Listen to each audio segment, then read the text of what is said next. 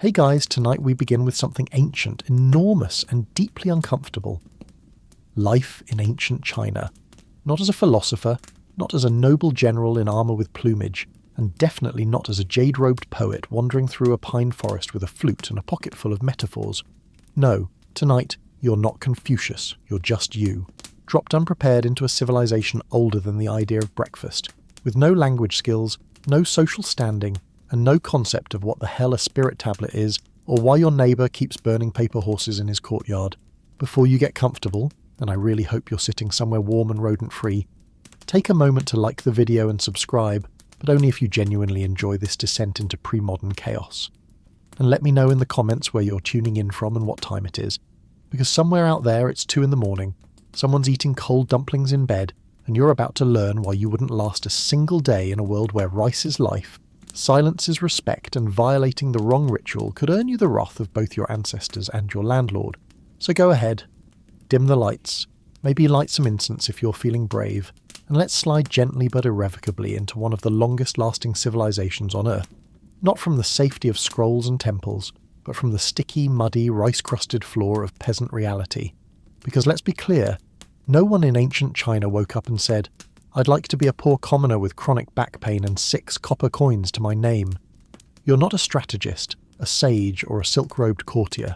You're barely a statistic. You are a living footnote at best. And don't get fooled by the elegance of brushstroke paintings or the poetry about moonlight on lotus leaves. That's not your life. That's propaganda for the upper classes. Your life smells like manure, tastes like boiled roots, and sounds like coughing. You don't quote Laozi, you quote your uncle yelling at pigs. You don't compose verse, you compose excuses to avoid the tax collector. And no matter how much respect Confucius demanded for elders, no one ever warned you that the elder would be you, alone in a drafty hut praying your last tooth holds out through one more winter. This isn't a tale of wisdom, it's a tale of weather, rot, superstition, and desperation. It's a world of hunger wrapped in ritual, of etiquette polished over cracked bowls. It's the part of history textbooks that gets skipped because it doesn't look good in museum glass. But it's real. It's how people lived, by the millions, by the centuries, and now it's how you live. Welcome to ancient China. You're going to hate it. You wake up coughing, not from illness, although that's probably brewing too, but from the stale, dusty air of your home, if you can call it that. Your dwelling is a hut, a mud brick rectangle crouching between 10,000 other mud brick rectangles, all of them sagging under the weight of generations and rain. The walls were slapped together with soil, straw, and the blind optimism of ancestors who thought this would be temporary. That was 50 years and 8 floods ago. The roof is made of thatch that leaks with precision, always managing to drip directly onto your sleeping mat, your rice jar, or your open mouth at 2 a.m. There is no ceiling, just a chaotic knot of beams, bugs, and old spider webs thick enough to be considered tenants. Your floor isn't a floor, it's the earth, trampled flat by years of barefoot resignation. Sometimes you sweep it, not to clean, nothing ever feels clean, but to move the straw and rat droppings to one side and feel, for a moment, like you have control. In the corner squats your stove, a cracked clay structure that smokes more than it cooks. You feed it twigs, dung, and wishful thinking, and in return it gives you uneven heat, toxic fumes, and the occasional fire hazard. Your furniture consists of a wobbly stool, a low table that doubles as a bed for lice, and a storage box with a lid that never quite closes because humidity and despair have warped the wood. There are no windows, just a square hole in the wall covered with oiled paper that flaps when the wind screams through. You can hear everything. The neighbours arguing about millet, someone's chicken giving its final squawk, the distant wail of a flute played poorly by a bored child, and the endless wheezing cough of your uncle 3 doors down. Privacy doesn't exist. Sound travels, smells travel faster, and you, wedged into your single-room life, have no escape from any of it. Your bedding is a mat made from reeds, now brittle, stained, and too short. In winter it's cold, in summer it's sticky, and in all seasons it smells faintly of mildew, ash, and your own regrets. When it rains, and it always rains more than you remember, your roof leaks like a sieve and your doorway becomes a small river that slowly eats away at the threshold. You've tried blocking it with rocks, with cloth, with your soul. Nothing works. Water is stronger than hope. Insects adore your house. Spiders nest in your ceiling, ants colonize your grain, and every night you swat at something small, fast, and possibly poisonous. You sleep beside a wooden chest, not for convenience, but because it blocks the draft. The draft still gets in. And outside, the world is no better. The village path is a dirt trail of ankle-deep mud during the wet season and cracked clay during the dry. Your door opens directly onto this. No porch, no steps, just a daily choice between slipping, sinking, or stepping into pig droppings. Your neighbours are close, so close you can hear them snoring, but none of them are coming to help when your roof collapses or your child gets sick. Everyone's struggling, everyone's tired. No one has spare rice, time, or empathy. You live packed together, like grains in a jar, rattling each time the wind shakes the walls. So this is home. It's not a palace. It's not even a shelter by modern standards. It's a shelter from dignity, from comfort, from silence. It's a place where the cold gets in, the heat gets out, and the bugs stay forever. But you call it home because it's what you've got. Because if you complain, the gods might hear you and decide to send an earthquake just to spice things up. You don't live in ancient China, you cling to it. You feel it coming before the sun has even warmed the damp walls of your hut. That slow, familiar pressure in your gut, that internal reminder that rice goes in but must eventually come out. And so begins your morning pilgrimage to the toilet, a journey that is neither sacred nor private, but entirely necessary and deeply regrettable. There is no bathroom in your home, of course not. That luxury belongs to people with tiled courtyards and servants with strong stomachs. You have a path, a field, and a hole. Your village latrine is a pit, quite literally. Dug into the ground some years ago by someone with more optimism than engineering skill, it's a trench with a plank placed dangerously across it. No walls, no roof, and absolutely no sense of human dignity. You walk there holding your breath, dodging puddles of unknown origin, clutching your thin robe closed with one hand while carrying a stick with the other. Not for defence, but for balance. And, later, wiping. Yes, the stick. We'll get to that. The smell hits you before the sight. A pungent blend of old excrement, wet earth, and the unholy perfume of fermented human suffering. Flies dance in lazy spirals above the pit like tiny vultures, feasting on the collective despair of the village. You approach cautiously, eyeing the rotting plank with suspicion. It's been there for years. It creaks with age, dampness, and betrayal. You step onto it slowly, squatting with the practiced grace of someone who knows that hesitation can mean a very literal fall from grace. There is no privacy. Children run by. An old man coughs loudly a few feet away, cheerfully greeting you as if this shared humiliation is somehow bonding. You avoid eye contact. You avoid eye contact with the latrine itself. Your only hope is to finish quickly, silently, and with minimal splashback. There is no flush, no water, no scent of lemon-scented anything. There is only the earth and your shame. And now comes the highlight, wiping. Toilet paper doesn't exist. Not here, not now, not for centuries. Instead, you have the cleaning stick, a thin wooden baton, sometimes smooth, sometimes splintered, sometimes shared. It's been soaking in a jar of ash water or vinegar. But that doesn't make it clean, only slightly less offensive. If you're lucky, you remember to bring your own. If not, you borrow the communal one, rinse it in the same filthy bucket as everyone else, and perform an act of hygiene so profoundly uncomfortable it should come with a drum roll. Some villagers use leaves, some use handfuls of straw, some just say a prayer and hope for the best. But everyone walks away from the latrine slightly bowed, not from age or reverence, but from the weight of unspoken trauma. You try not to think about the diseases that might be festering in the pit below. Dysentery, cholera, things without names but with very clear symptoms. You try not to breathe too deeply. You fail. You gag. You wipe your hands on your robe and immediately regret it. And you're not done. You still have to carry the family chamber pot to the waste heap, a task you undertake like a soldier carrying a cursed relic. It sloshes. It leaks. It smells like the devil's bathwater. You walk quickly, hoping not to trip, not to spill, not to run into the village official who always pretends not to notice the mess you're holding. He doesn't help. No one helps. Everyone's too busy carrying their own bucket of filth.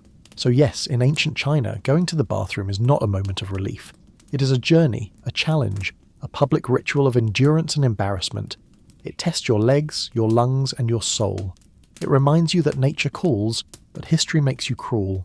And if you think this was the worst part of your day, just wait until lunch. You don't wake up hungry. You wake up hollow. Hunger implies a memory of being full, a sense of contrast. What you feel now is just the ongoing buzz of emptiness, a dull, permanent sensation that something is missing and has been missing for a while. Your stomach doesn't rumble so much as complain softly, like an old man muttering to himself in the corner of a tea house. But it's morning, and that means breakfast. Technically, your breakfast is congee. That's a generous name for what you actually have. Boiled rice water with the faintest suggestion that rice once visited the pot. A pale, lukewarm slurry that clings to the bowl like regret. It's not savoury. It's not sweet. It's not filling. It's just wet. If you're lucky, there's a single shred of pickled vegetable floating on top like a leaf on a sad pond.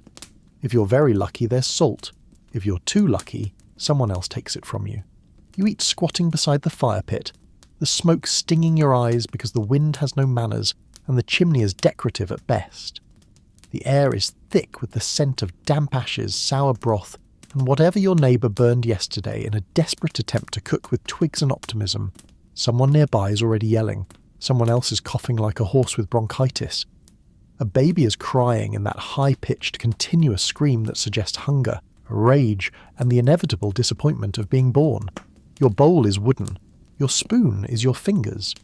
You try not to drop any of the watery porridge because that would be tragic, and there is no second serving, no toast, no eggs, no tea unless you count boiled water that passed briefly over a leaf someone reused thrice. There's a jug of millet wine in the corner, but that's not for breakfast. That's for forgetting. Across the courtyard, a richer household is frying something. You smell oil, garlic, maybe even meat, and your eyes water for an entirely different reason. You try not to look, try not to think about the unfairness of the universe, try not to resent the family whose rooster crows at the wrong hour but still manages to get fed better than you. And still, you eat. Slowly. Carefully.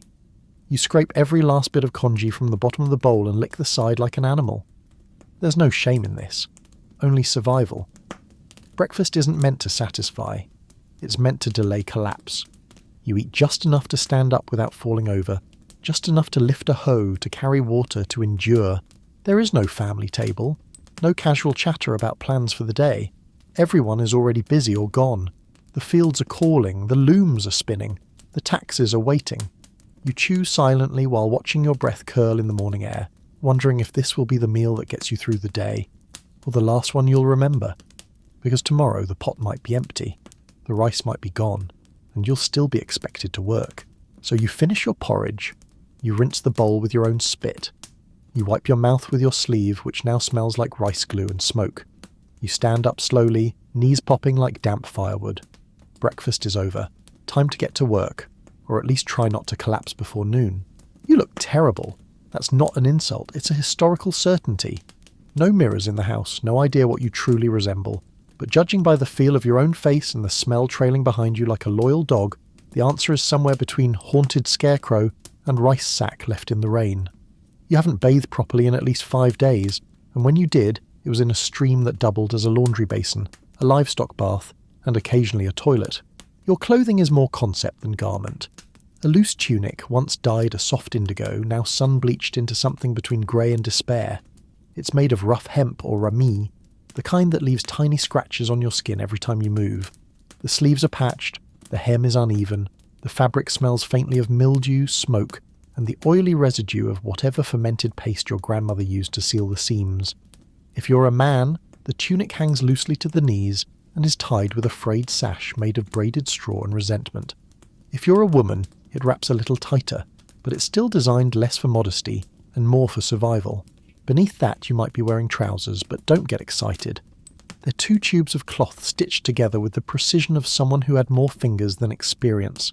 There's no elastic, no drawstring, just hope, gravity, and the weight of your own shame keeping them up. If you're wealthier, you might own undergarments. You're not wealthier. So the friction between your thighs and the coarse hemp is something you feel all day, every day, with a kind of spiritual intimacy. Footwear, if you have any, is straw sandals. You wove them yourself or traded for them with 3 turnips and a headache. The soles last for a few weeks before turning to threads. They don't protect you from the mud, the sharp stones or the animal droppings that form a natural mosaic on every road. They do, however, provide excellent ventilation and an opportunity for tetanus. Your hair is another matter. Technically it's long, because that's expected.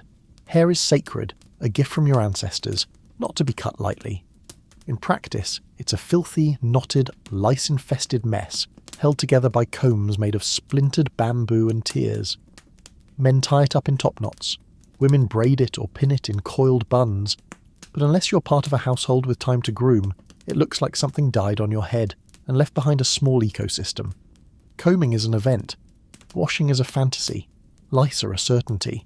Your hands are cracked, fingernails chipped and dark with the permanent ink of soil and smoke. Your teeth? Let's not even go there. You brush with chewed twigs, if at all. Sugar is rare, but betel nuts, tobacco and salt cakes all leave their mark. You're 20, but you look 45. You're 45, but no one believes you're still breathing. You don't wear jewellery unless you count the lucky charm your aunt tied to your wrist during the last festival. A red thread, now blackened by sweat and kitchen smoke. You don't wear perfume unless you count garlic breath, pig grease, or the sour tang of unwashed fabric. There is no wardrobe, no seasonal clothing rotation, just layers when it's cold and suffering when it's hot. Rain, you get wet. Snow, you get wet and then you freeze. If something tears, you patch it. If you can't patch it, you wear it anyway and pray no one notices, but they will. Everyone smells the same, but they still judge. So yes, you look terrible, but so does everyone around you, and that's your only comfort. You're just one more moving shape in a world of frayed cloth, oily hair, and calloused feet. You don't stand out, you don't shine, you survive. That's what clothes are for, not for beauty, not for expression, just for surviving another day without freezing, chafing, or flashing the entire rice field when the wind blows the wrong way. Work begins before dawn and ends sometime after your spine gives up. You don't have a career. You have a burden, a job title. That's a luxury. You're simply one of the many anonymous backs hunched across the empire, moving mud, planting rice, weaving fibre or carrying water until your hands forget what softness ever felt like. You do not specialise. You survive by being generically useful to people more powerful than you and replaceable by anyone with functional knees.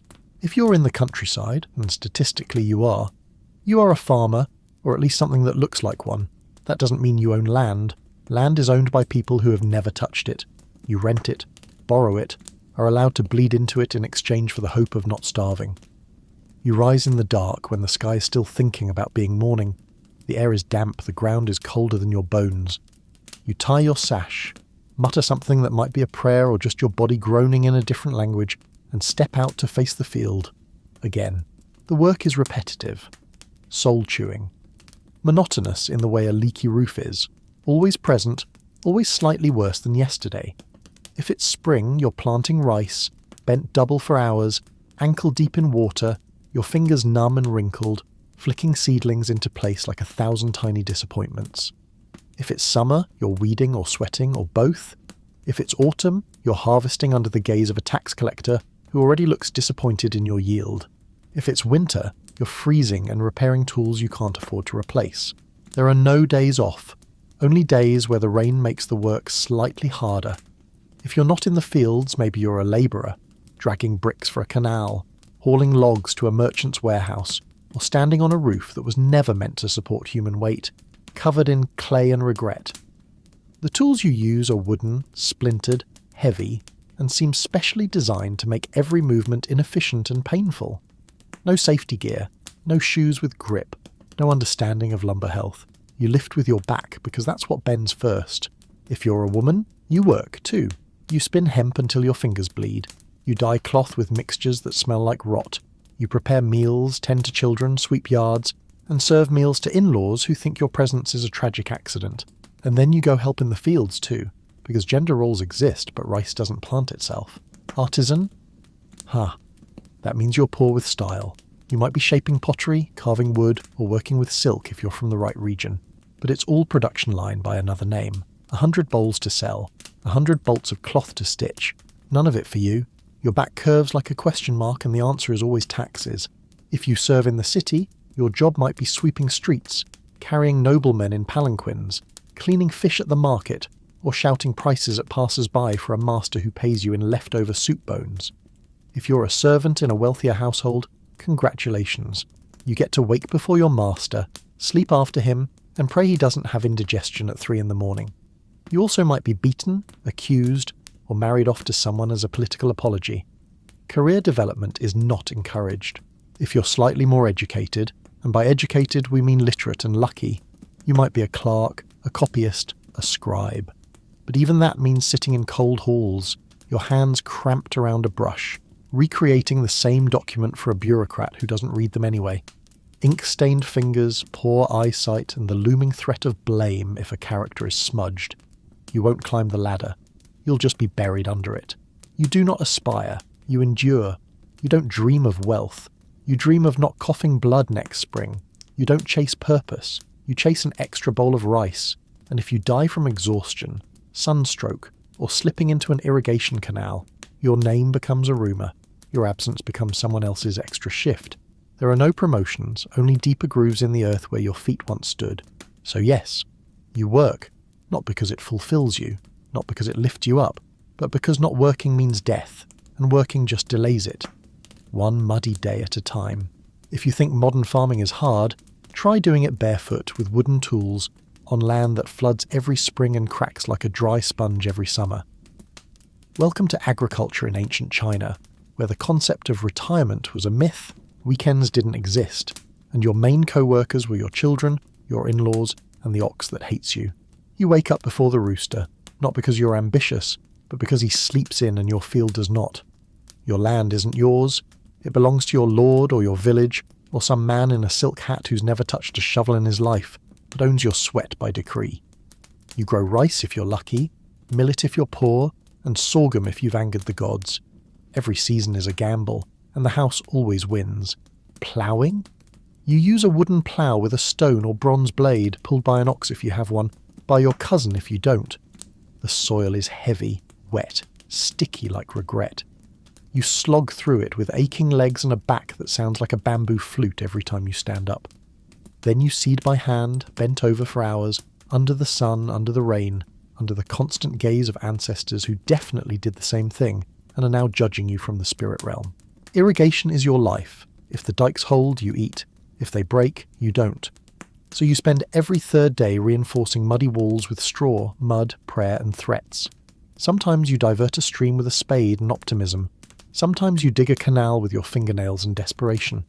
If you steal water from your neighbour's plot, you might feed your family, or start a village feud that ends with ghosts, fires, and a long letter to the magistrate that no one can read. Harvest season is pain wrapped in ritual.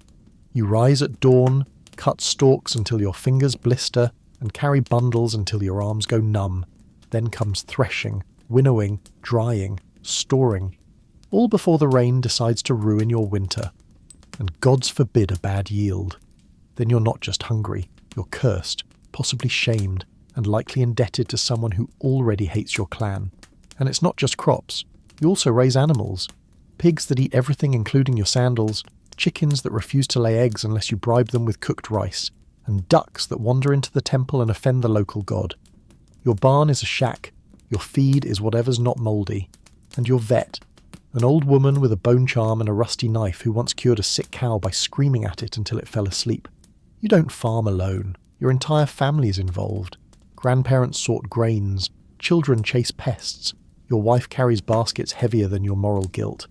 Even your neighbours help, when they're not gossiping about your lazy son, or eyeing your best pumpkin with the lust of a starving poet.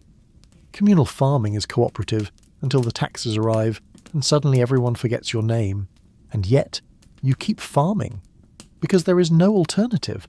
There are no factories, no cities waiting to hire you, no magical scholarship to escape the field.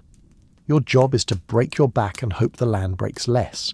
You pray for rain, for sun, for balance, and mostly you pray not to be reborn as a farmer again, because in ancient China, agriculture wasn't a noble connection to the earth.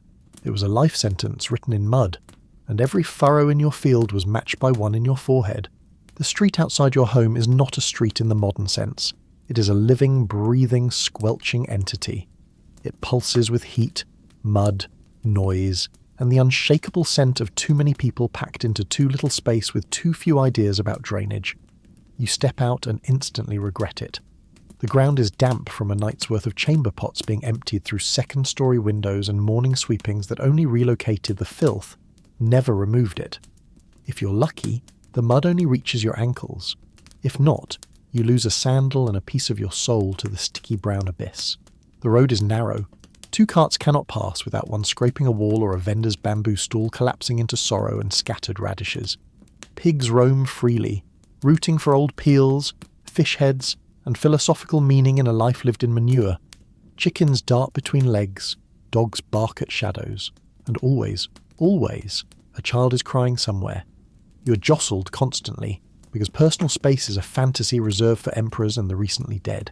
Vendors line every available surface. Some have woven mats with rotting fruit and questionable dumplings.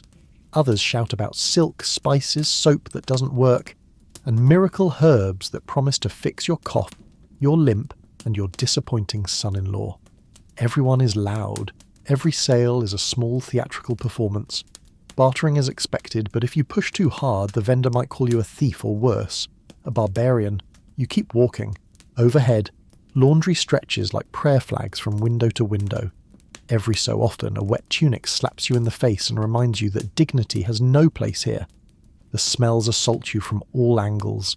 Boiled cabbage, pig offal, incense sweat, horse urine, and the sweet sickly scent of fermented tofu. Somewhere, someone is frying something that crackles ominously and smells like it could bite back. Officials pass occasionally, dressed in crisp robes and walking with the pride of someone who believes they'll never get dirty. You step aside, head down. Not out of respect, but because getting noticed by authority is a dangerous game. A stray glance can become a fine, an accusation, or a beating if the official is in a bad mood or simply bored. Then come the nobles' palanquins, lacquered wood carried by sweating men whose legs tremble under the weight of someone too rich to walk. You're expected to make way immediately. If you don't, the pole-bearers will simply trample you. The noble inside won't notice, or care. And the law, such as it is, will side with the person who doesn't smell like fish bones and poverty. There are beggars, some blind, some missing limbs, some simply too exhausted to pretend otherwise. They sit with bowls, whispering half-prayers and hoarse thank-yous. You have no money, but you nod to them out of solidarity. A child tugs your sleeve, asking for rice or kindness. You give neither. You can't afford to. Some alleys are so narrow you have to turn sideways. Others are so dark in daylight you wonder if the sun even knows they exist. You don't linger. Those are places where people vanish, not always dramatically, but completely. A thief might steal your purse, a thug might steal your ribs, and if you scream, no one will answer, because that's someone else's problem. Watch your step. A snake might slither out from a basket, a toddler might relieve himself mid-lane, a fortune teller might grab your wrist and insist doom is upon you, unless you pay her to burn something fragrant and wave a chicken feather over your head. You keep moving, and above it all the city breathes, a hot, wet exhale that never stops. The streets are arteries, but the heart is overwhelmed. Too many people, too little space, and absolutely no silence. You do not stroll, you navigate. You do not observe, you survive. And when you finally reach your destination, you're already wondering if the return trip will be worse. And it will be. It always is. Water is not a casual convenience in your life. It is a daily negotiation, a gamble played with bamboo buckets, community wells, and the kind of sanitation that would make a modern health inspector weep into their clipboard. You do not have running water. You do not have a faucet. You do not even have a reliable puddle.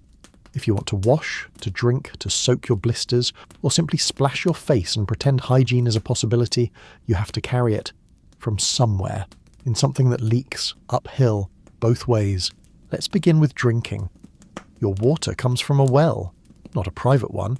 That's for nobles and temples, but the public sort, where half the neighbourhood lines up at dawn with buckets, jars, gourds, and 1,000 petty grievances. You wait your turn as the old woman in front of you glares and insists her grandson cut in line because his spleen is delicate. When you finally lower your own rope, the water you pull up is tepid, slightly brown, and filled with spiritual uncertainty. You do not question it. You're already dehydrated. You carry it back in a wooden bucket with a fraying rope handle that's been repaired more times than your roof.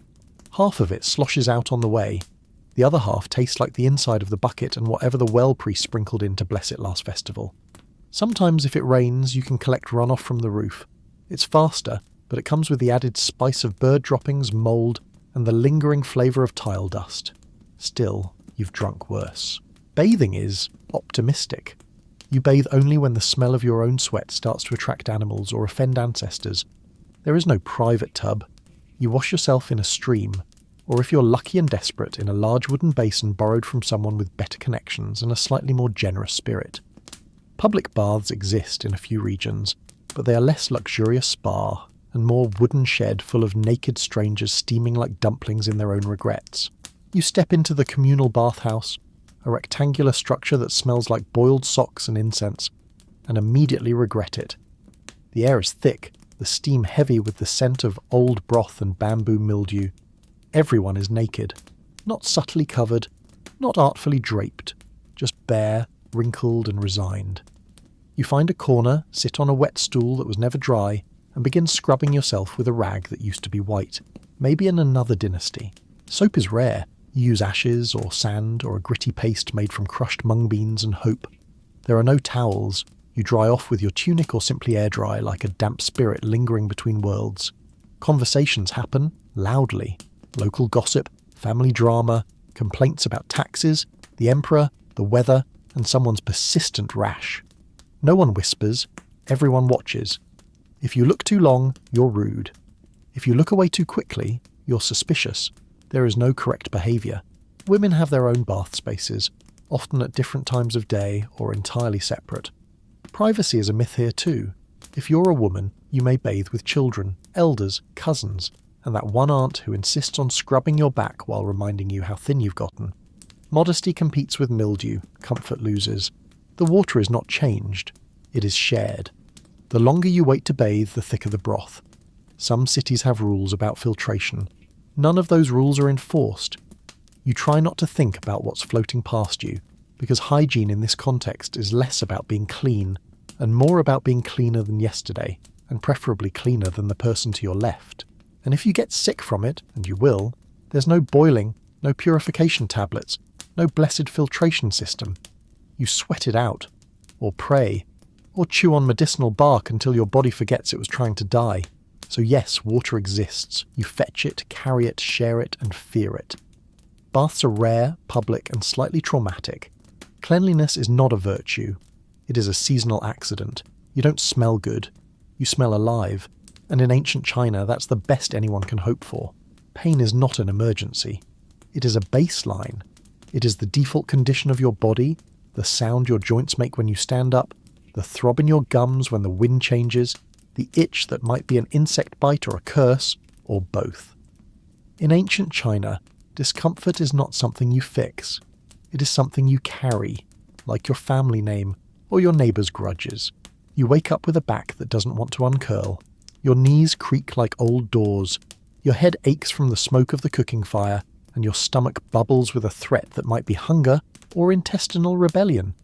You don't know. You've never known. There is no diagnosis, only outcomes. So you go to the healer, not a doctor. That's a word with too much dignity. What you get is a man with a long beard, 3 teeth, and a bamboo mat full of roots that all smell the same. He looks at your tongue, shakes his head solemnly, and says, "Your qi is out of balance." You nod because you know what that means. Tea. Always tea. Hot, bitter, and made of something uncomfortably close to moss and regret. If you're lucky, he prescribes a mixture of dried berries, powdered rhino horn, and 7 herbs with dramatic names like tiger courage and dragon sorrow. If you're unlucky, he recommends bloodletting. Not surgical, philosophical. He jabs your skin with a needle, or a sharpened fishbone, and lets a few drops hit a stone bowl while whispering something to calm the spirits. Acupuncture is common. So is moxibustion. That's when they light herbs on fire and hold them near your skin until your demons panic and flee, or your skin blisters, whichever comes first. The smell stays with you for days. So does the burn. Got a fever? That's too much yang. Or maybe not enough. No one agrees. The treatment is either hot soup or cold compresses. Possibly both. Broken bone? You're getting a splint made of bamboo and linen soaked in rice paste. If you're very fortunate, someone will chant while applying it. If not, you just scream and hope it sets correctly. Surgery exists, but you don't want it. There is no anesthesia, no antiseptic, no trained hands. Just a knife, an assistant to hold you down, and a quick prayer to Guan Yin that your spirit chooses to stay. Infection is the sequel to every procedure. It comes with pus, fever dreams, and the horrifying realization that you might not survive this splinter after all. Toothache? Forget it. They pull the tooth out with pliers if you're rich. If you're poor, they smash it with a rock and rinse your mouth with rice wine. You do not get a rinse and spit cup. You get blood and an apology if the healer is unusually sentimental. Women's medicine is worse. Childbirth is a gamble with weighted dice. The midwife arrives with superstition, thread, and experience, none of which are equal to blood loss or breech birth. You bite down on a piece of wood and hope the gods are watching. If the baby lives, you thank the heavens. If the mother lives, you throw a feast. If both survive, the neighbours call it a miracle. There are temples of healing, yes. Places with statues, incense, and quiet pools where monks chant and offer herbs grown under moonlight. But you need money or a miracle to reach them. Most people never see one. Most people die on the floor of their homes wrapped in a blanket and the sound of distant drums. So yes, medicine exists, but it is mystery, ritual, and pain in equal measure. You do not ask to be cured. You ask to be better enough to keep working. You ask to survive. And if that means eating ground-up beetles or bathing in goat milk or rubbing fermented eel paste into your spine, you do it. Because the alternative is silence. And in ancient China, silence rarely means peace. It means the illness has won. Dinner is not an event. It is a compromise, a fragile negotiation between your stomach's desperation and whatever your household managed to salvage from the earth, the market, or the bottom of a very suspicious basket. You're not feasting. You're surviving. And you're doing it with a bowl, a pair of worn-out chopsticks, and the kind of hunger that makes you consider whether that bit of moss counts as seasoning. The sun is down, the lamps are lit, by which we mean one wick in a shallow dish of rancid oil sputters dimly in the corner, and your family gathers in the same room where you cook, sleep, and contemplate mortality. There is no dining table. There are no chairs. You sit on the packed dirt floor or on a frayed mat that smells like shoes and sadness. The air smells of smoke, boiled greens, and that one relative who refuses to bathe before meals. Your meal, if we dare call it that, is a thin porridge. Rice, if you're lucky. Millet, if you're realistic. Boiled with too much water and too little joy. The colour is beige. The texture is disappointment. You slurp it slowly, partly because it's hot, partly because you're pretending it takes longer to eat than it does. Someone has chopped up a radish. Someone else has found a spoonful of bean paste. These are considered luxuries, added to the communal pot like gifts to the gods. Meat? That's a fantasy. If there is any in the pot, it's either a sliver of pork the size of your thumbnail or a bony fragment of duck that may have wandered into the dish by accident. You chew carefully, not out of etiquette, but out of fear.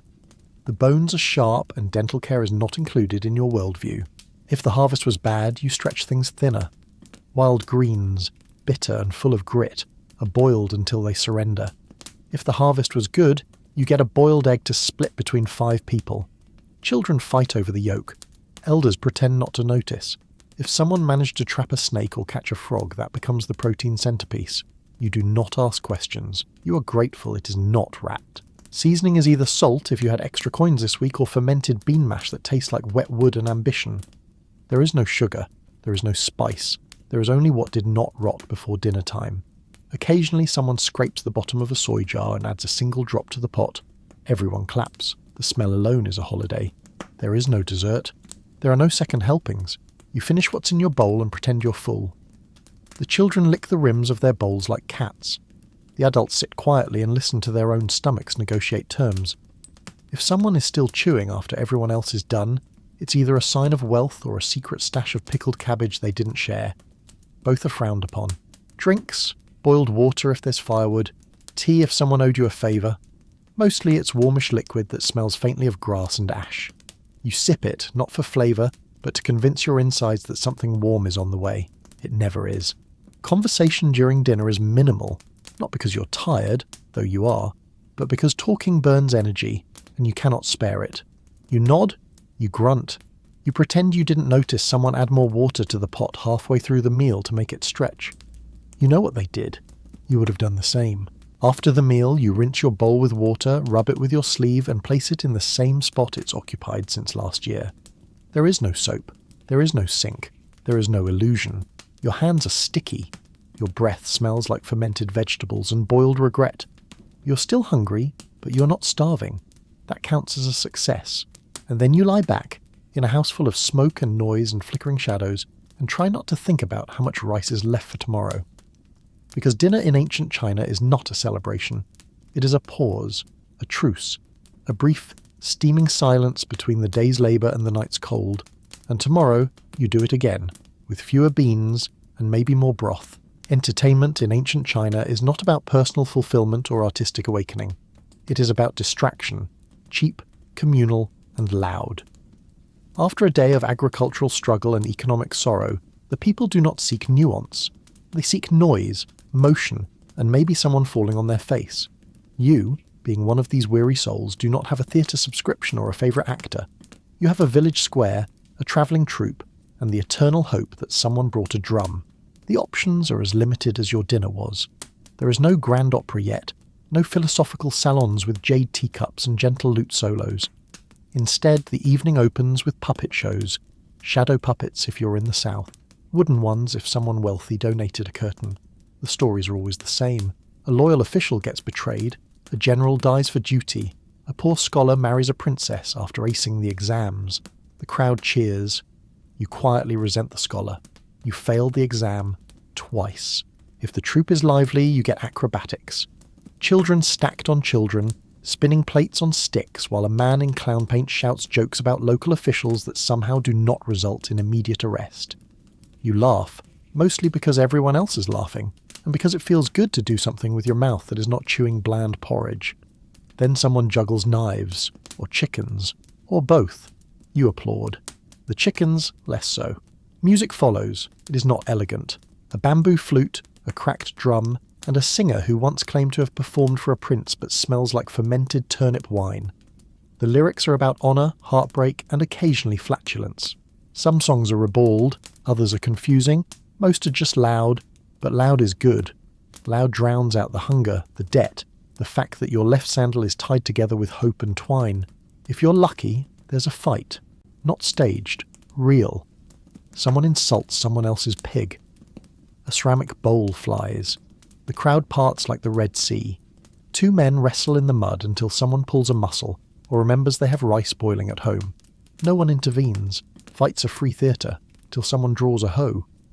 Then the village elder waddles in and everyone pretends to be watching the sky. You might find gambling, dice on a cloth, cards marked by greasy hands, wagers placed in copper coins, fish bones, or IOUs written on the back of noodle wrappers. You play once, you lose. You accuse the dealer of cheating. You're correct. He smiles, revealing one tooth and no shame. Sometimes the real entertainment is religious. A local temple hosts a ritual. The priest chants. Firecrackers snap. Someone faints, probably from incense or poorly cooked duck. The gods are honoured. The crowd is fed steamed buns. You take two, one for now, one for when sadness inevitably returns around midnight. There are dances, folk dances, ribbon dances, drunken uncle dances. The children copy them all. Women giggle behind sleeves. Men pretend their joints don't ache. The fire crackles. Someone sings a ballad about a horse and a moon. You don't understand the lyrics, but you clap anyway. Because tonight you're not just a poor farmer in tattered shoes. You're part of something. A moment. A community. However muddy, smoky, and entirely ridiculous it might be, entertainment is not a luxury. It is a defence mechanism against misery, against memory, against the silence that follows when the drums stop, and you remember that tomorrow is just more of today, but slightly colder and with one fewer turnip. So you watch, you laugh, you cheer, and for an hour you forget that your mattress is straw and your life is held together by mud and obligation. Then the show ends, and you go home to dream of chickens juggling knives. Or was it the other way round? You thought a festival would be a break, didn't you? A chance to relax, maybe eat something sweet, perhaps hear a flute that isn't followed by the sound of taxes being discussed. No. In ancient China, A festival is less about joy and more about obligation. It's a schedule of mandatory reverence with a side of firecrackers and mild food poisoning. There are dozens of festivals a year, so many that the calendar reads more like a series of warnings than celebrations. You don't get a choice. You show up, you bow, you burn things, and you hope the ancestors are watching approvingly rather than angrily counting how many incense sticks you used. Let's start with the Spring Festival. You're thinking fireworks, red lanterns, dumplings. Sure, if you're lucky. If you're not, it's standing in a courtyard at dawn, freezing, holding a paper banner you can't afford to mess up. You clean your house obsessively, not because you're expecting guests, but because if you leave dust in a corner, someone will say you've insulted the spirit of renewal, and you'll be cursed with bad harvests and weak suns. Then comes the food, mountains of it if you're rich. But you're not. You're eating the same boiled turnips shaped into the illusion of dumplings and smiling because smiling is cheaper than rice. During Qingming, the tomb sweeping festival, you march miles to ancestral graves, dragging offerings, weeping and pretending your knees don't hurt. You burn paper money that the dead allegedly spend in the afterlife, which raises many questions, mostly economic. But you don't ask them. You just hope your great-grandfather doesn't notice you bought the cheap kind. You bow 3 times, then 3 more, then 3 again, because someone said your cousin counted wrong last year and now his chickens won't lay eggs. The Ghost Festival? Even worse. Imagine Halloween, but real. The gates of the underworld open, and the dead roam the earth. Not metaphorically, but as an active health concern. You're not allowed to whistle at night. You mustn't hang clothes outside after sunset. And if you forget to leave food for the wandering spirits, your house might mysteriously catch fire, or your cow might give birth to something with too many legs. You light incense until your lungs revolt, and set out bowls of rice for ghosts you never met and never want to. Marriage ceremonies are no better. You think it's about love? No. It's a transaction wrapped in red silk and loud cymbals. The bride cries, the groom looks terrified, and the dowry is inspected like a military parade. Everything is dictated by tradition. You don't smile too much. That's arrogant. You don't smile too little. That's unlucky. The wrong flower on the wrong day and suddenly your marriage is cursed and your in-laws are preparing exorcisms. And funerals, oh dear. Black robes, wailing, and professional mourners who sob louder than your entire family combined. You wear white because it's the colour of death, and you eat food that's specially bland to honour the grief, or because all the good food was burned for the dead. Ceremonies aren't moments of rest. They're rituals of survival. You perform them not to celebrate, but to avoid cosmic retaliation. The gods, ancestors, and ghosts are watching. Every gesture, every offering, every chant is part of a vast invisible performance judged by spirits with very specific preferences. Get it wrong, and your roof collapses, your crops fail, or you develop a rash no herbalist can explain.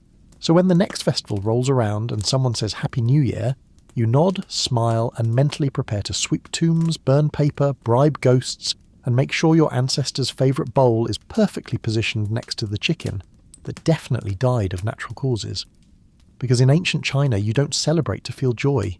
You celebrate to stay alive. Law in ancient China is not the blindfolded lady holding scales. It is a wooden post with a list of punishments, a magistrate with a frown carved into his face, and a bamboo stick that features prominently in most verdicts. Justice, for you, is neither blind nor impartial. It sees you clearly and assumes by default that you are probably guilty of something. You do not understand the law, not because it is complicated, but because it was written for you to fear, not follow. The legal code is long, detailed, and entirely unintelligible, unless you've spent the last decade memorizing Confucian commentaries and drinking ink. You haven't. You were busy not starving. So when someone accuses you of stealing a duck you've never seen, touched, or dreamed of, the burden is on you to prove your innocence. Not with a lawyer. There are none. Not with a proper hearing. Those are for people with titles. You must prove innocence by not crying too much when beaten.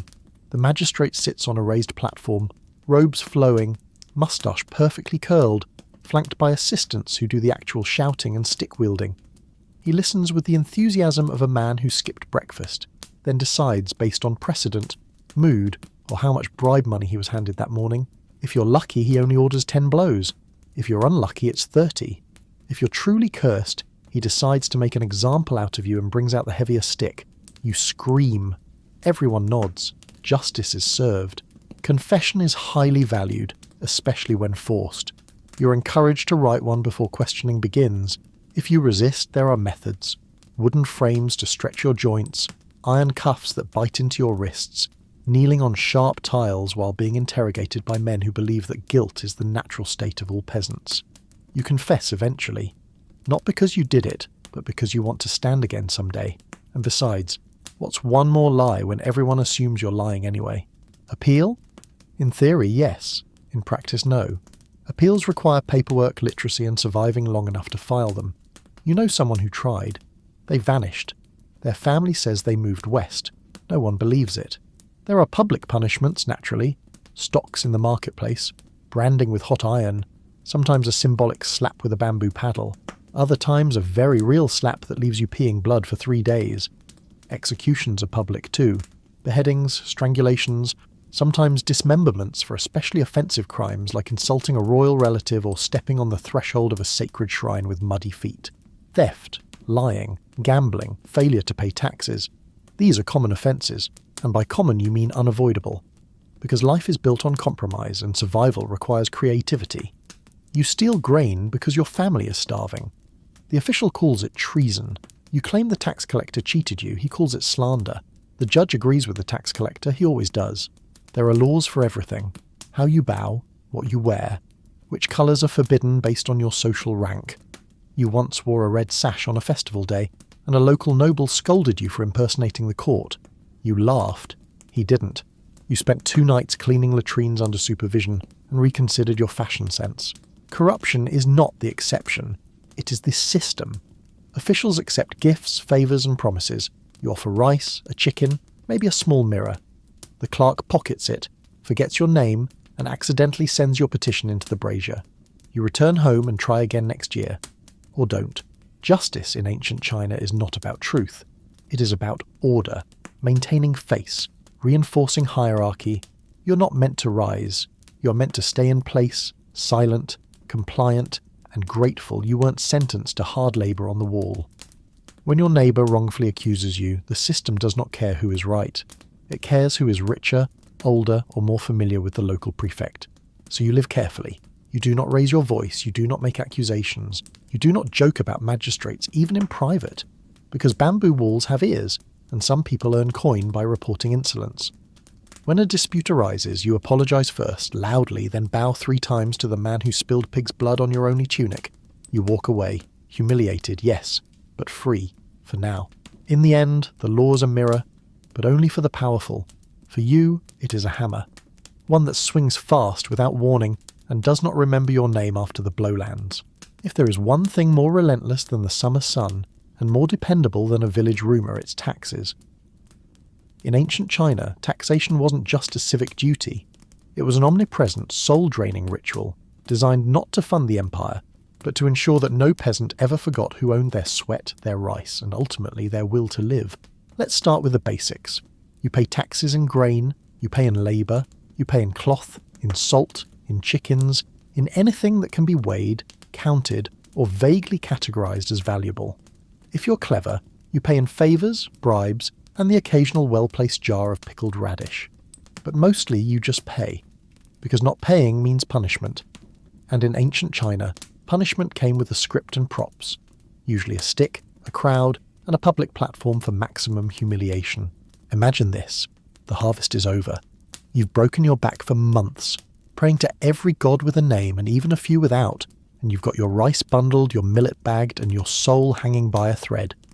Before you can so much as taste the new grain, the tax collector arrives. He's not smiling. That's how you know he's in a good mood. If he does smile, it means he's going to take extra, for transport costs, for his own trouble, for the emperor's divine mandate, and for that one time your cousin insulted a local scribe by sneezing too loud during census season. The system is brilliant in its cruelty.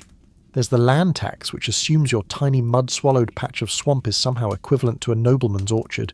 Then there's the poll tax, which simply taxes your existence. Breathing? That'll be extra. Your eldest son turned 15? Congratulations, he's now taxable. Then comes the corvée, forced labour for public works, because building walls, digging canals, and dying of exhaustion in the name of imperial glory is just part of your civic charm. Sometimes you're volunteered to carry grain 30 miles to a storehouse uphill both ways, and if any of it spills, you owe double. Other times you're drafted to build roads through mountains no one asked to travel, all while being fed millet gruel and insults. And if your work is sloppy or your pace too slow, the foreman makes it a teaching moment. For the crowd, with a stick. You might think being poor exempts you. It doesn't. The state just gets creative. If you can't pay in grain, they'll take livestock. No livestock, then cloth. No cloth? Fine. Your time. No time. Well, you can always lose a few fingers. There's always a way to contribute.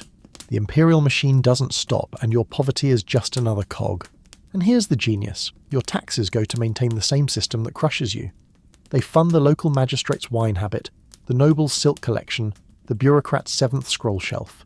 Your labour builds palaces you'll never enter, paves roads you're forbidden to walk on, and sustains wars you don't understand against people you've never met. If you complain, you're branded dissenter. If you organise, you're a rebel, and rebels are bad for rice. Sometimes tax collectors miscalculate. Somehow your field grew 10 extra rows overnight. Odd, right? But questioning the math is treason adjacent, and treason gets you buried with your feet sticking out as a warning to future arithmetic enthusiasts. So you nod, you pay, you bleed a little into the earth and hope the next season is kinder. It won't be, but hope, like taxes, is mandatory. So yes, you farm, you toil, and then you hand it all over with a bow and a forced smile. Because in ancient China, taxes weren't a system. They were a weather pattern, inevitable, indifferent, and capable of drowning entire families in a single season. And if you're wondering what happens if the harvest fails, that's easy. You still pay. Religion in ancient China is not a comforting Sunday ritual. It is a full-time job, an unpaid internship under the celestial bureaucracy, and an endless anxiety loop involving invisible beings who might smite you for sneezing at the wrong altar. You don't worship a single god. You worship everyone. Your ancestors, the emperor's ancestors, household spirits, mountain gods, river deities, kitchen gods, door guardians, and that vaguely suspicious tree behind your hut. Every rock might be holy. Every whisper of wind could be a warning. There are no casual atheists. That's not because everyone is devout. It's because everyone is terrified. You don't believe in the gods. You fear offending them by not believing hard enough. You hang talismans. You burn incense. You bow so often your back develops a spiritual curve. You leave rice for ancestors and spill wine on altars even when you're hungry. Not because you want to. Because the last time someone skipped a ritual, his ox keeled over and his wife gave birth to twins with one eyebrow between them. Coincidence? Not according to the neighbours. Your household has its own spirit, a kitchen god who watches everything you do. He lives behind the stove, in the smoke, in the soot, in the sound of your stomach growling at night. Once a year you offer him sweet cakes in the hope that, when he ascends to the heavens to report on your behaviour, he'll lie.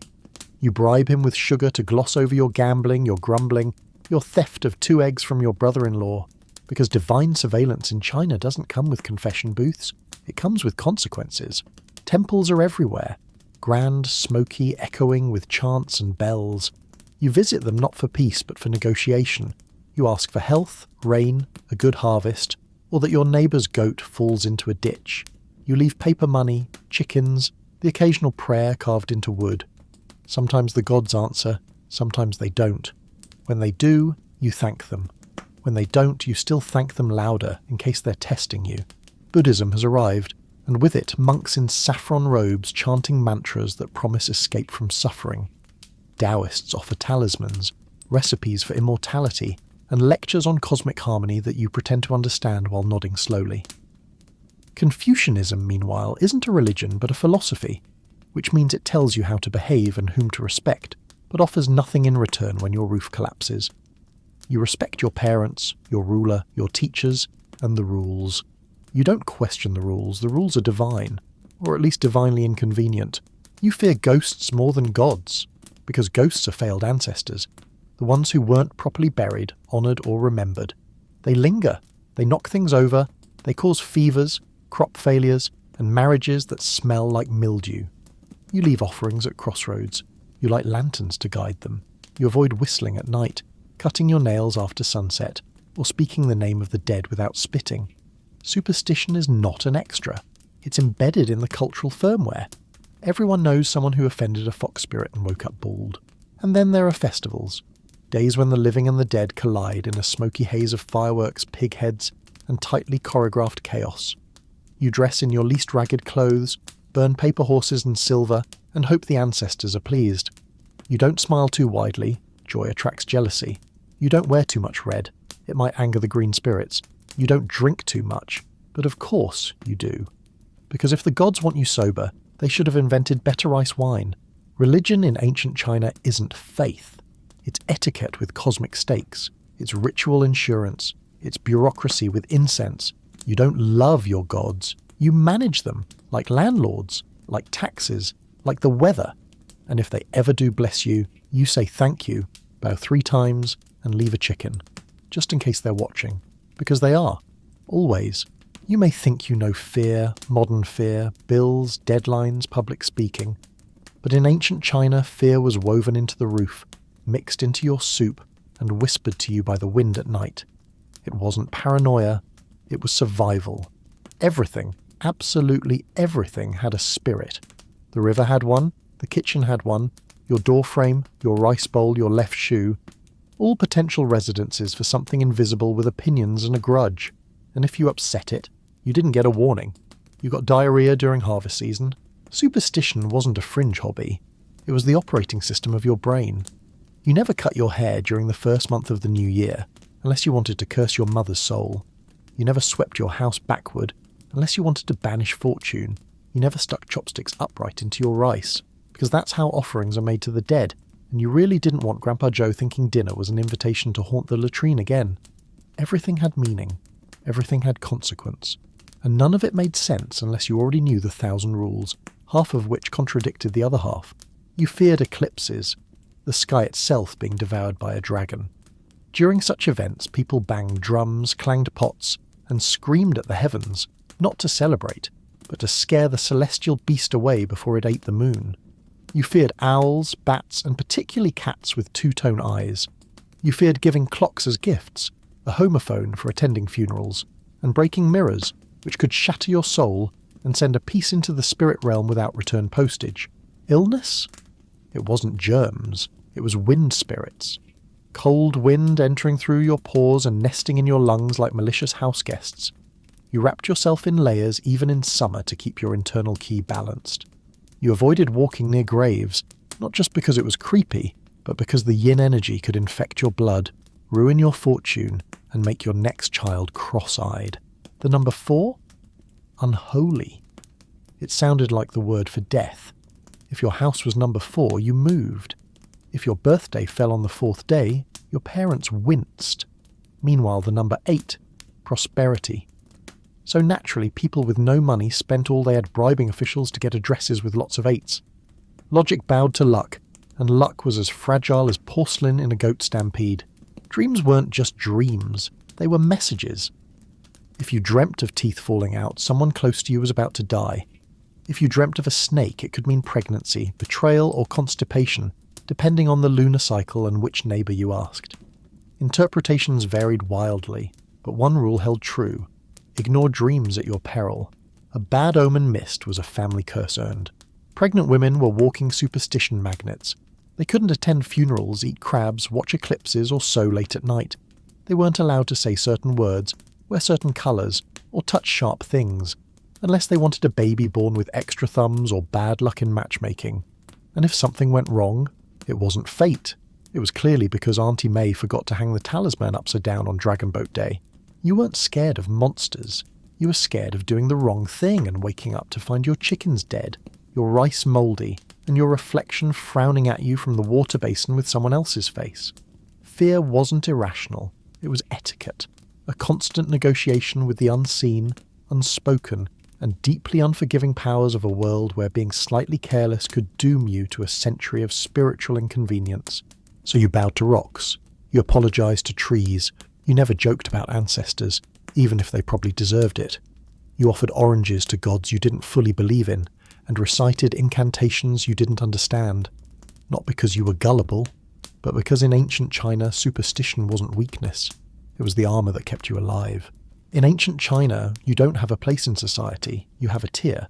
A very specific, very rigid, officially sanctioned tier, and your job is to stay exactly where you are unless you somehow marry up, test into a miracle, or bribe the right official so hard your grandchildren feel it. This isn't a fluid system. This is a ladder made of stone, where every rung is guarded by someone with a clipboard, a sword, and a deep suspicion of your intentions. At the top, the Emperor, the Son of Heaven. Not metaphorically, literally. His right to rule is divine, cosmic, sealed by the mandate of heaven, a celestial permission slip that says he gets to be in charge until a flood, plague or famine suggests otherwise.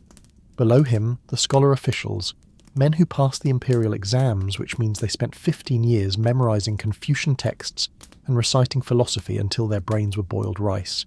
They wear robes, they quote sages, they decide if your village gets a new road or if you get caned for missing a tax. Next, the gentry, landowners, bureaucrats, minor nobles. They are educated enough to read their own legal documents and smug enough to correct you when you say a proverb's slightly wrong. They collect rents, gossip about court politics, and pretend to understand poetry. They're not at the top, but they've seen it from a distance, and they make sure you know it. Then come the peasants, which might be you. Technically respected because you grow the food. Realistically abused because you have no time, no money, and no ability to write a complaint. You work the land, pay the taxes, and die where you were born. You're the foundation of the empire, which mostly means you're stepped on often and repaired rarely. Below peasants are artisans. They make things. Tools, pots, silk, paper, furniture. They are useful, which in this hierarchy means they are tolerated. No one invites them to banquets, but everyone wants their wares. Their status, complicated. Admired for skill, despised for proximity to callous labour. Then come merchants. You'd think people who handle money would be important. Not in ancient China. Confucian values say making profit without making something is morally dodgy. So merchants, despite often being rich, are placed low. They're distrusted, taxed heavily, and treated like parasites who happen to sell very nice lacquered cabinets. And then, soldiers. Depending on the dynasty and decade, they are either praised as defenders of order or treated like expendable muscle. Most are poor, conscripted, and frequently forgotten by history until they revolt, at which point everyone remembers their names just long enough to execute them. You avoid soldiers if you're smart, especially drunk ones. Now we go further down. Entertainers, prostitutes, beggars, officially invisible, unofficially everywhere. Courtesans might have wit and poetry. Actors might mimic emperors better than emperors themselves, but they'll still be denied entry to respectable funerals. Their talents are enjoyed, their status is not. Then slaves. Yes, slavery existed. Prisoners of war, criminals, the unfortunate sold into bondage by famine or misfortune. They have no rights, no lineage, no future. The only people lower than slaves are ghosts, and even then some ghosts are feared more than living peasants. This social pyramid is enforced by ritual, reinforced by law, and sanctified by philosophy. You bow differently depending on who you're talking to. You wear your belt a different way. You can be punished for dressing above your station, literally flogged for wearing the wrong hat. Status is visible, loud, and inescapable. And while Confucius may say all roles are valuable, try telling that to a tax collector with a grudge. Moving up is possible, but it's rare. It requires passing exams so difficult they break men, or marrying someone so desperate they overlook your lice and debt. Most people stay where they are. Farming, stitching, hauling, hoping. So no, you're not rising through the ranks. You're trying to survive your rung. Because in ancient China, ambition is dangerous, social climbing is suspicious, and everyone's watching to make sure you remember your place. If you're a woman in ancient China, your life is not yours. It is your father's, then your husband's, then your son's.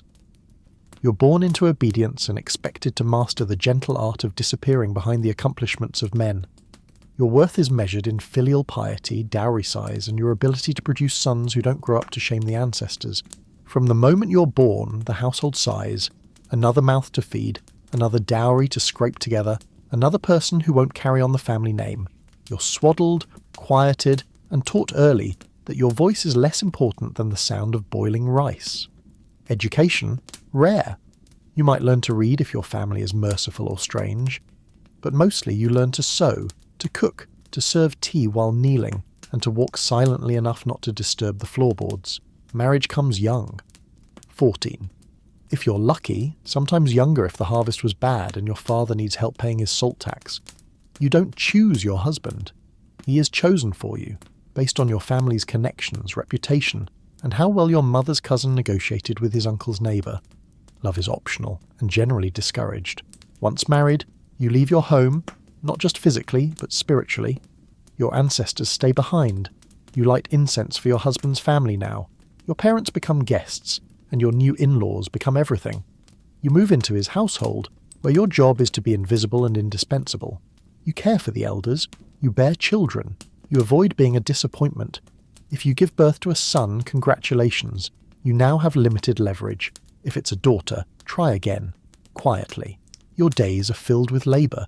Cleaning, cooking, spinning thread, chopping roots, managing firewood, folding clothes, and avoiding any behaviour that could be interpreted as witchcraft, laziness, or sass. Your nights are quiet, cold, and shared with a man who might be polite or might be a shouting match in human form. Either way, it's not up for discussion. And if you're widowed, prepare for a life of mourning. You wear white, weep on command, and definitely don't remarry unless you want to be branded a shameful woman with loose morals and a short memory. Chastity is praised, even in death. Some widows are so celebrated for never taking another man that they get commemorative arches, which is sweet if you consider starvation an honourable hobby. Now let's say you're a mother-in-law, finally a promotion. You can now boss around your son's wife with the same brutal precision your husband's mother once used on you. You guard your status like a fortress, because old women without authority become old women without shelter.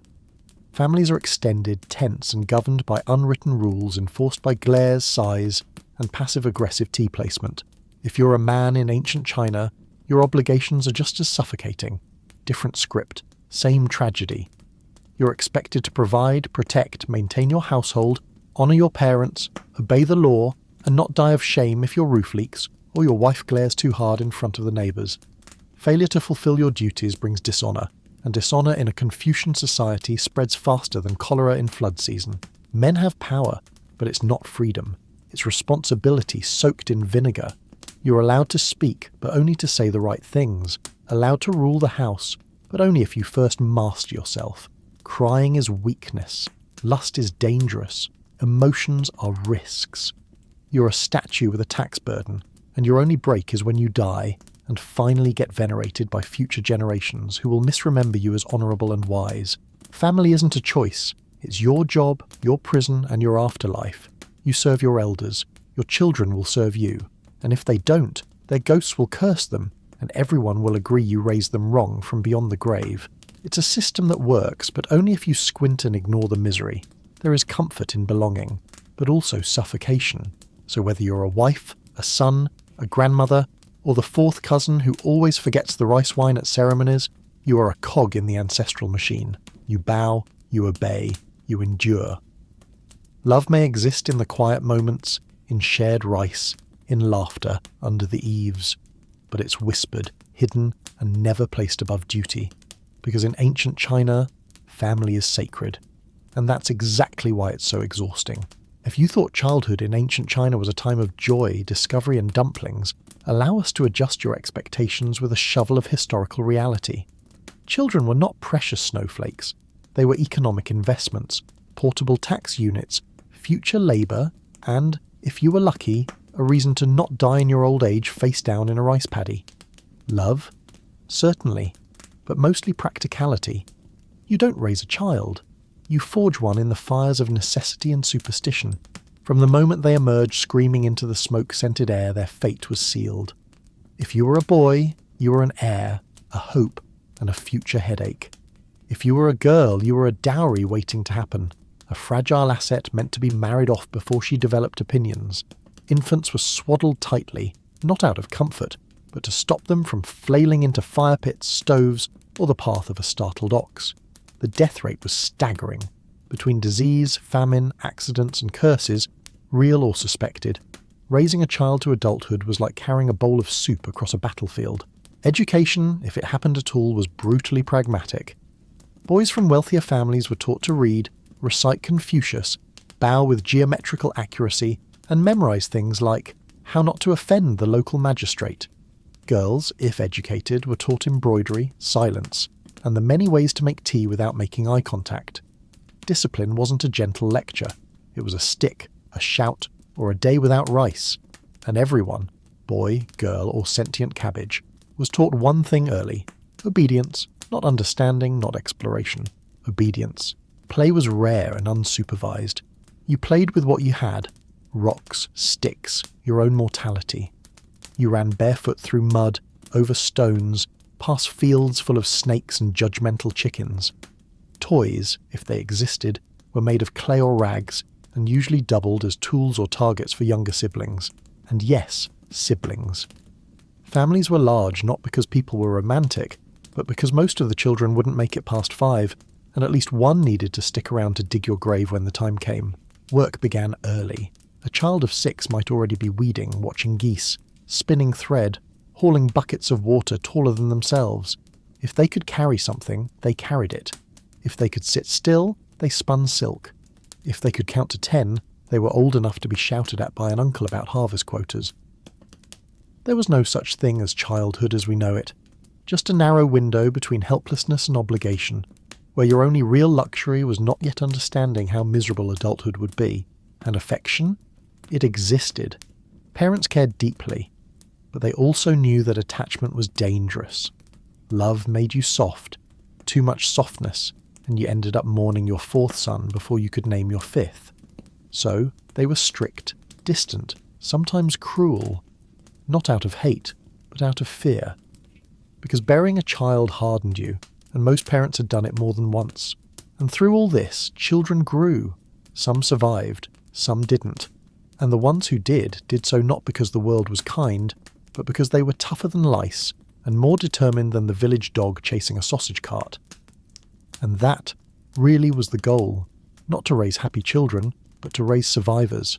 Small, resilient, exhausted by 10, and already carrying the weight of a dynasty on shoulders still too narrow for a proper tunic. So no, there were no lullabies, only lessons, no teddy bears, only responsibility, no childhood. Just a countdown to adulthood with fewer teeth and more chores. If you were lucky enough to survive infancy, dodge famine, and avoid being sold to a salt merchant, there was one more threat to your childhood: education. But don't picture cosy classrooms with colourful scrolls and encouraging tutors. No, this was ancient China. Education wasn't a gift. It was a long, painful audition for a society that had already decided most of you would fail. Let's begin with this harsh truth. School was only for the boys, mostly. Unless you were the daughter of a rich man who mistook literacy for a personality trait, your days were better spent learning embroidery and how to bow without making eye contact. But for boys, especially those born into families that still had all their rice paddies and at least one functioning grandparent, schooling began early, and violently. There were no desks, no chalkboards, no nap time. You sat on the floor, legs cramping, ink-stained fingers trembling as you memorized the 4 books and 5 classics. Ancient texts written in a form of Chinese so rigid and abstract. Even your teacher didn't fully understand what Confucius was getting at half the time. Still, questioning the material was forbidden. You copied, you recited, you absorbed wisdom like a sponge made of trauma. The schoolroom was a bamboo-walled hut or the back of a temple or a corner of someone's house that smelled like pickled turnips and stress. Your teacher, a failed civil servant with the charisma of stale porridge, sat at the front armed with a bamboo stick and a God-given ability to spot mispronunciations at 20 paces. If you stumbled over a character, the punishment was swift and instructional, often to your knuckles, and school wasn't about creativity. It was about obedience, endurance, and training your memory until you could quote entire texts backward, upside down, and in your sleep.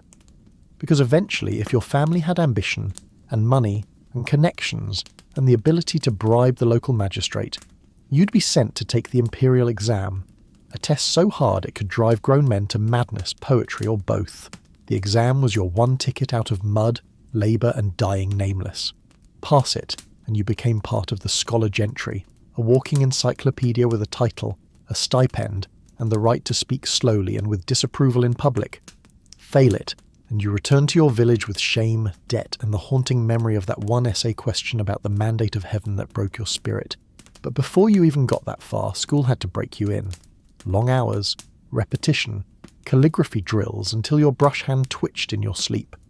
Moral lectures that taught you to revere your elders, obey the emperor, and never, ever question whether sitting in one position for 8 hours a day was healthy for a child with rickets. Lunch? Rice if you had it. Slaps if you didn't. Recess? You mean the 30 seconds between reciting the Analects and getting yelled at for not sitting with enough filial piety in your spine. There was no play, there was no joy, there was just discipline, dead philosophers, and the constant whisper that if you failed to make something of yourself, your ancestors would haunt you out of pure disappointment. And let's not forget that ink was expensive.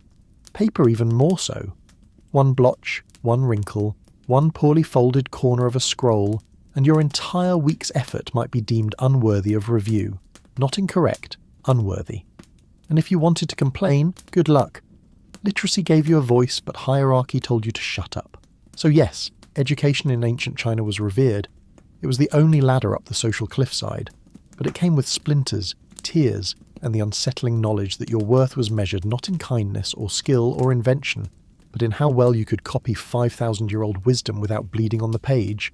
And if you ever thought about skipping class, just remember, the only thing worse than school was life without it. Night in ancient China doesn't fall softly. It descends like a wool blanket soaked in smoke and dread.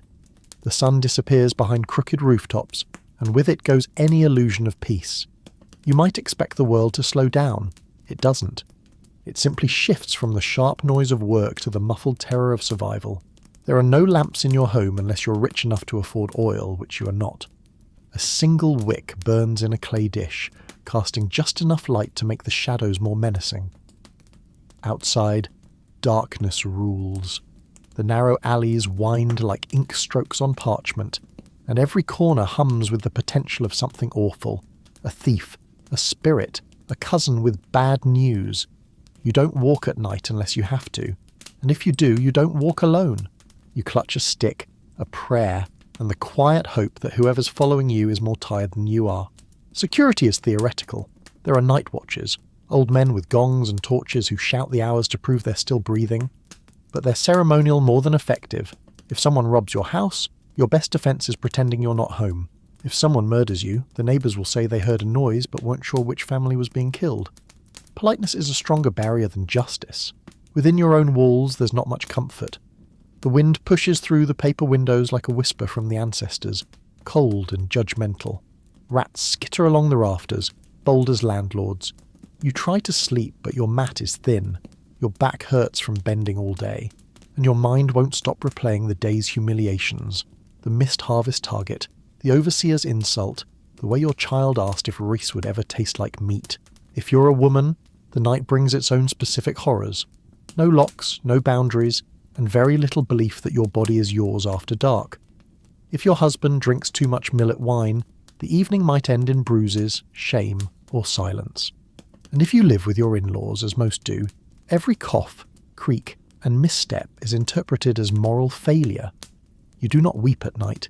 You bite your tongue and hope the spirits mistake your bitterness for piety. But even men aren't safe. Superstition blooms in the dark. People whisper about fox spirits, about vengeful ghosts of drowned scholars, about demons who mimic your voice and knock on your door in the voice of your dead mother.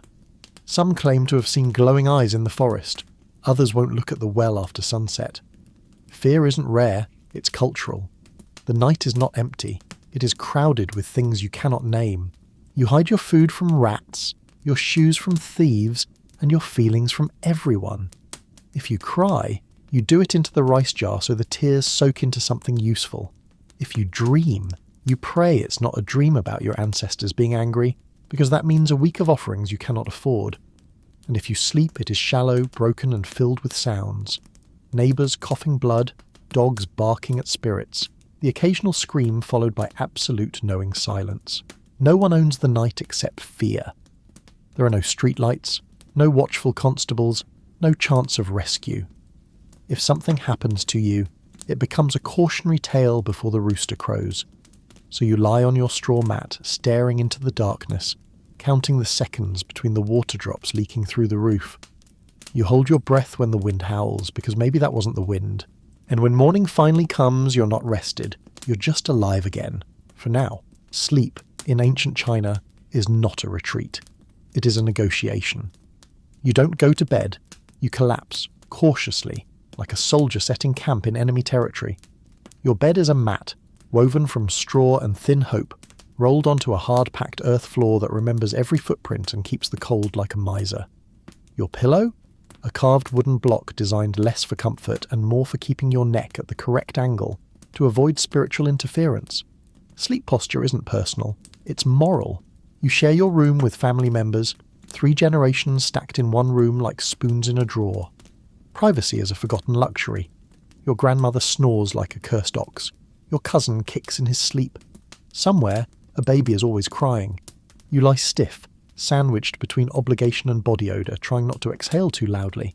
Every rustle might be a rat. Every creak might be the roof deciding it's tired of being a roof.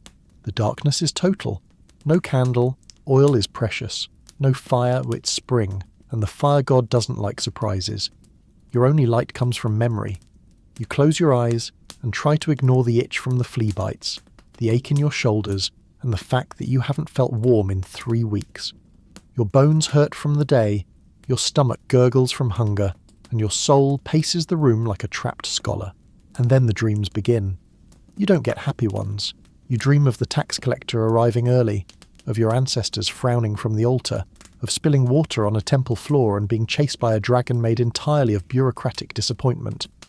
You wake in a sweat, not sure if it's guilt, humidity, or the spirit of that chicken you stole last week coming to haunt your bowel movements.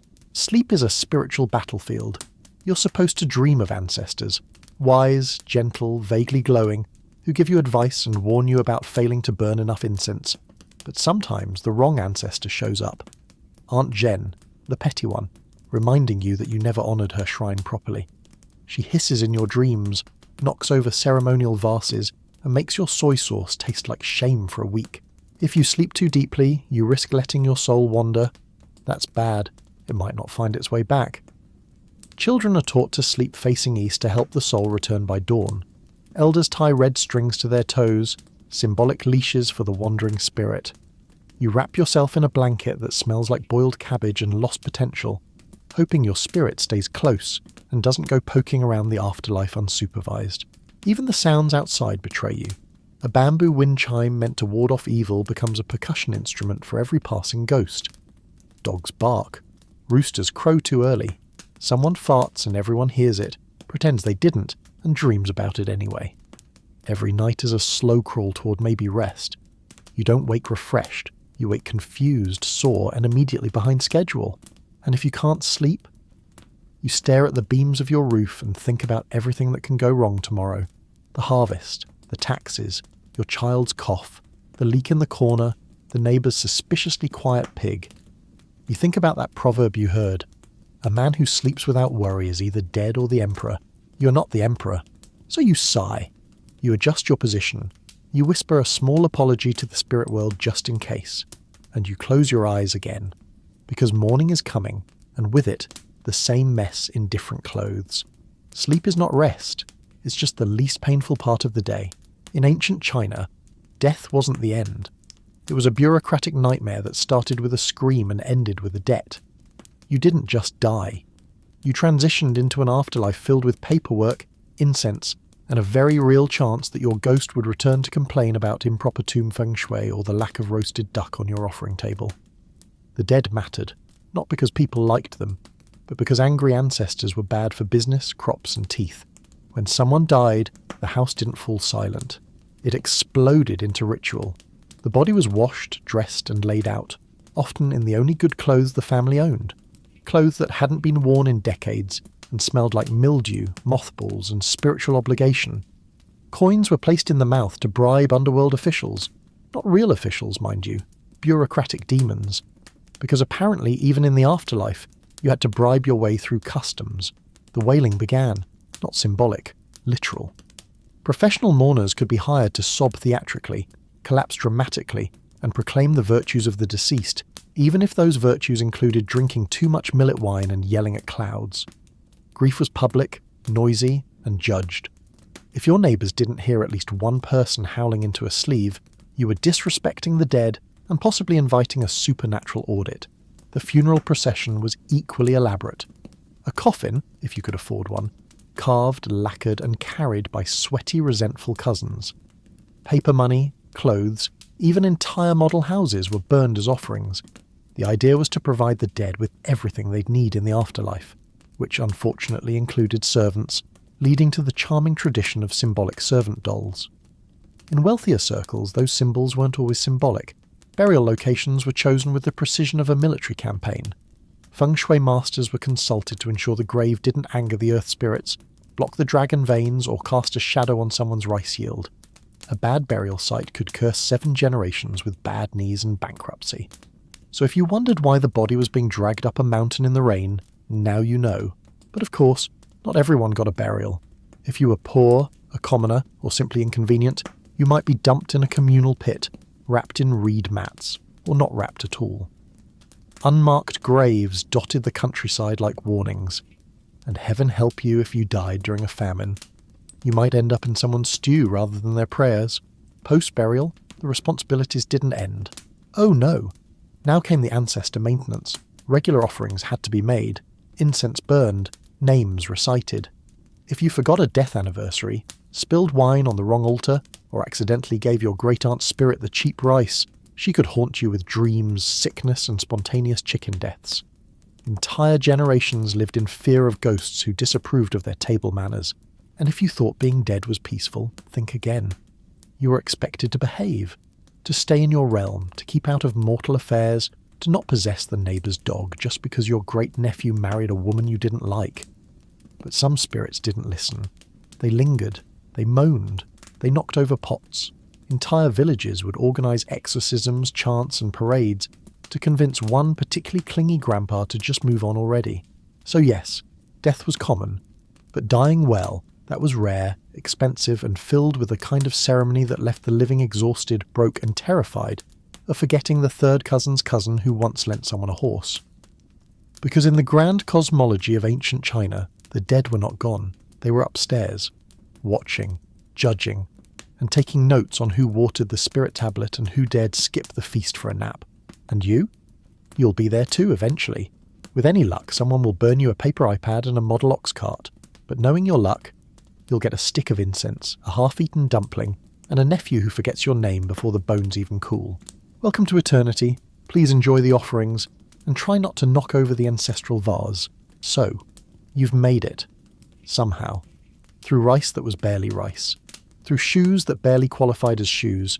Through diseases that had no names yet and spirits that had more opinions than doctors. You walk the streets dodging palanquins, oxen, spittle, and vague curses hurled by old men who claimed your face offended the weather. You sweated in fields, froze in hovels, gagged in outhouses, and meditated on the meaning of suffering while chewing on a turnip that actively hated you. You prayed to gods whose names you couldn't pronounce, honoured ancestors you never met, and avoided upsetting rocks just in case they were sentient. You burned incense until your sinuses collapsed, bowed to elders who smelled like pickled garlic and moral superiority, and got yelled at for standing too close to a ceremonial pig. You endured taxes that drained your wallet, rituals that drained your time, and family that drained your soul. And through it all, you kept asking, is this it? Yes, this is it. Ancient China. Not the fantasy of silken robes fluttering through jasmine-scented gardens under moonlight, but the daily, relentless, unscented grind of being poor, mortal, and slightly superstitious. You weren't a poet. You weren't a warrior. You weren't even a minor historical footnote. You were just a human, on the bottom rung of an extremely long and slippery ladder, doing what every other human was doing, trying to survive without upsetting anyone important, divine, or dead. And the truth is, you wouldn't last. Not a week. Probably not a day. You'd cramp up squatting over the toilet trench. You'd faint after your first 12-hour shift hauling bricks for a warehouse you're not allowed to enter. You'd say the wrong thing to the wrong elder and get spiritually blacklisted until the 12th dynasty. You'd mispronounce a family name and find yourself banned from borrowing rice, marriage, or conversation. You'd try to sleep and the wooden pillow would break your will. You'd ask for soap and be handed a riddle. You'd swat at a mosquito and offend a ghost. You'd cough once and someone would slap a prayer talisman on your chest and tell you to stop angering the ancestors, And then, just as you're starting to adapt, to blend in, to not stand out like a clueless time tourist, you'd eat something with fermented tofu and unripe plums and spend the next 2 days reenacting every known form of digestive despair. Because this wasn't a life built for you. This was a life forged by centuries of drought, war, famine, and bureaucracy. A world where survival wasn't heroic. It was just expected. Where beauty and wisdom existed, yes, but mostly as luxuries hoarded by those born into the right silk-lined cradle. For everyone else, it was chop wood, carry water, pray to not die horribly. So no, you wouldn't last. Not because you're weak, not because you're soft, but because this was a system that didn't care if you made it. It only cared if the rice was planted, the spirits were fed, and the scrolls were copied before the next flood came. You weren't the story, you were the background detail. And when you vanished, as you inevitably would, exhausted, disoriented, possibly cursed, no one would remember your name. Just another shadow that passed beneath a paper lantern in a land where even the moon looked tired.